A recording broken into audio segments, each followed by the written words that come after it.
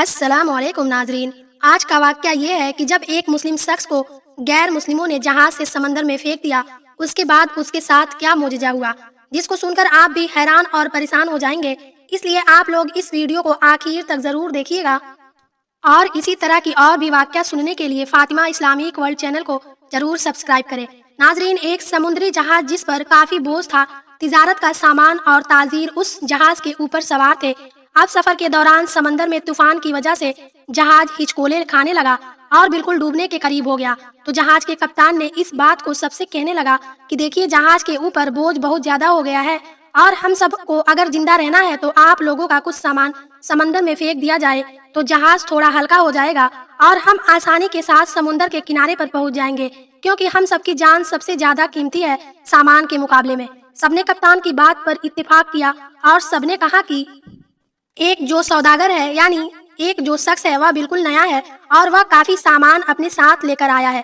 उसका सामान फेंक दिया जाए समंदर में तो इससे हम सब डूबने से बच जाएंगे, और उसका सामान जितना है अगर उतना फेंक दिया जाए तो हमारा जहाज आसानी के साथ किनारे लग जाएगा।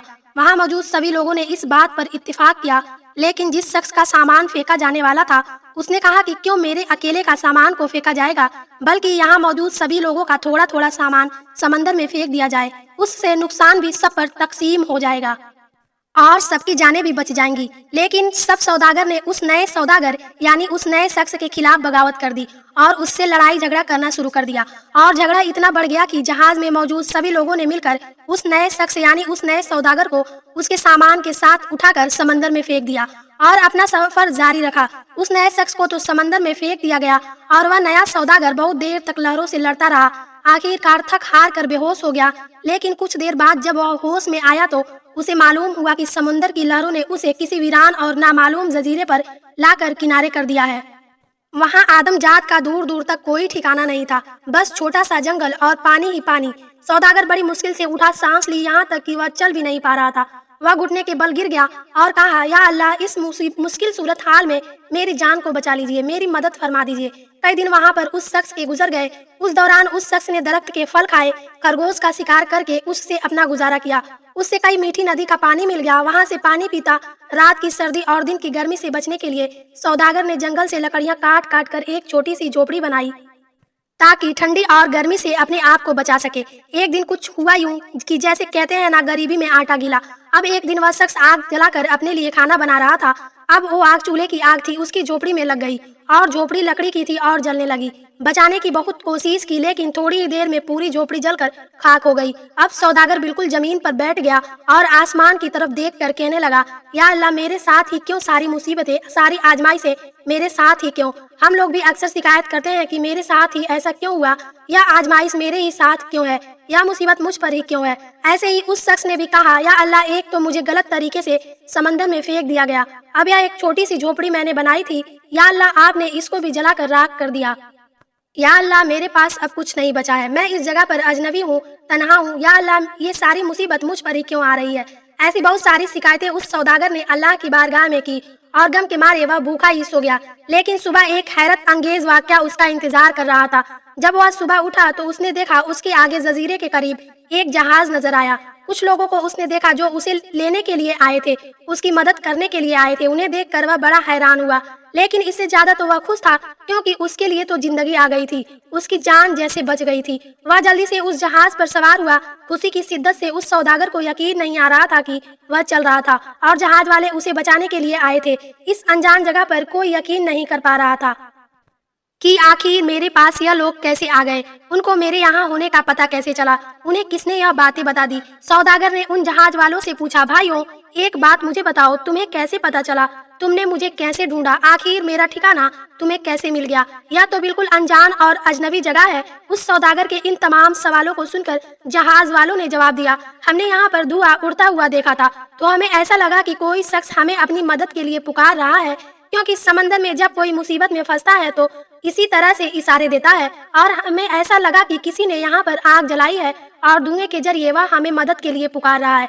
हम तुमको देखने के लिए यहाँ पर आए। यह सुनकर वह शख्स बड़ा खुश हुआ और रो रो कर अल्लाह का शुक्र अदा करने लगा और उसने अपनी कहानी सुनाई। बल्कि उन लोगों ने पूछा, तुम्हारे साथ क्या हुआ था, تو اس نے بتایا کہ سوداگروں نے غلط طریقے سے اسے اٹھاکر جہاز سے باہر پھینک دیا، سمندر میں اس کا سامان بھی پھینک دیا گیا۔ وہ لوگ جو کہ جان بچانے کے لیے آئے تھے انہوں نے کہا اچھا تم اس جہاز کے بارے میں ہمیں بتا رہے ہو، تو میں آپ کو بتا دوں کہ وہ جہاز اپنی منزل تک نہیں پہنچا، بلکہ سمندر کے لٹیروں نے اس جہاز پر حملہ کر دیا، پورا سامان لوٹ لیا اور سارے شخص کو قتل کر دیا، صرف تم اکیلے بچ گئے ہو، تم پتہ نہیں کیسے بچ گئے، اللہ نے تمہیں بچا لیا۔ سوداگر یہ سنتے ہی زور و شور سے رونے لگا، وہیں سجدے کی حالت میں گر گیا اور کہنے لگا یا اللہ آپ کے کام اور آپ کے فیصلے سب سے بہتر ہوتے ہیں، آپ جو بھی کرتے ہیں اپنے بندوں کے لیے بہتر ہی کرتے ہیں، بس ہم ہی صبر کا دامن چھوڑ دیتے ہیں، ہمارے اندر صبر نہیں ہوتا، ورنہ بعد میں تو پتہ چلتا ہے کہ اللہ پاک کا جو فیصلہ تھا وہ بالکل صحیح تھا۔ میرے پیارے بھائیوں اور بہنوں، اگر آپ کی حالات بگڑ جائے تو آپ ڈرے نہیں، آپ خوف زدہ نہ ہو، بس اتنا یقین رکھیں کہ خدا کی ہر چیز میں حکمت ہوتی ہے۔ جب بھی آپ کا کوئی کام رک جائے، آپ کی کشتی بھنور میں پھنس جائے، آپ کی جھوپڑی جل جائے، تو یہ جان لے کہ خدا آپ کا اچھا انتظام کر رہا ہے۔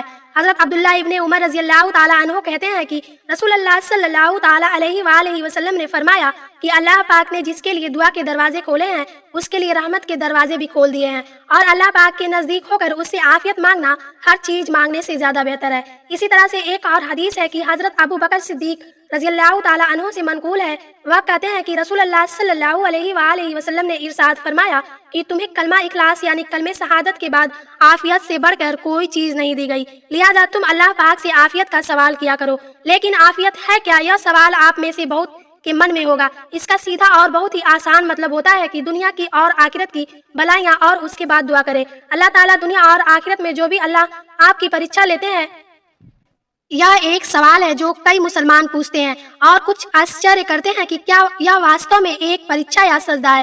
یہ جاننا بہت ہی ضروری ہے کہ آزمائش ہمیں اللہ کے قریب لاتے ہیں اور صحیح راستے پر لاتے ہیں۔ ناظرین، اگر آپ کو آج کی یہ ویڈیو ذرا سی بھی اچھی لگی ہوگی تو اس ویڈیو کو دل سے ایک لائک ضرور کر دیجئے۔ اگر آپ نے ہمارے چینل فاطمہ اسلامک ورلڈ کو سبسکرائب نہیں کیا تو روزانہ ایسے ہی ویڈیو دیکھنے کے لیے ابھی سبسکرائب کر لیں اور اپنے دوستوں رشتہ داروں میں اس ویڈیو کو زیادہ سے زیادہ شیئر کریں۔